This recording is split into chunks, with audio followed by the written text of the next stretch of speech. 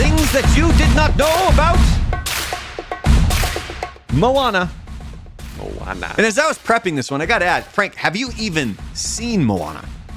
I've seen bits and pieces of it. It's not one I've seen completely. It's like, I know that she starts on an island and leaves.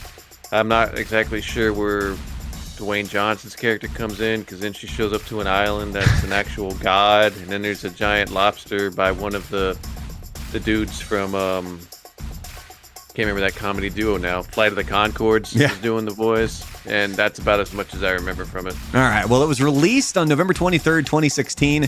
This had a budget of anywhere from $150 to $175 million, and it made $687.2 million at the box office.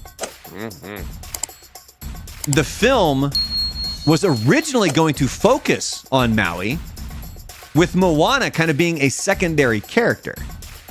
And then they obviously flip-flopped that. And the song You're Welcome was going to be sung by Moana. But once they started to work out the character's personality, they switched that song over to Maui. And we found out the Rock, maybe singing's not your forte. He did all right when he was in wrestling, but... He did all right. Now, during research for the film, the movie staff focused on one aspect that they kept hearing from different Pacific cultures. And that was that the ocean doesn't separate the islands, it connects them. I always thought that was kind of a cool thing that they found out there.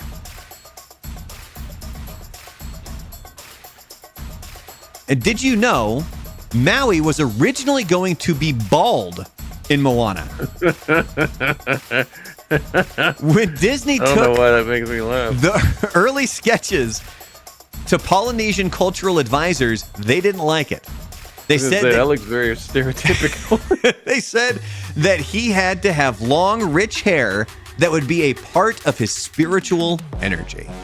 He's not from the South Pacific. He's like from, the South African islands. Well, you could tell, like here, they're definitely trying to pattern the character after The Rock.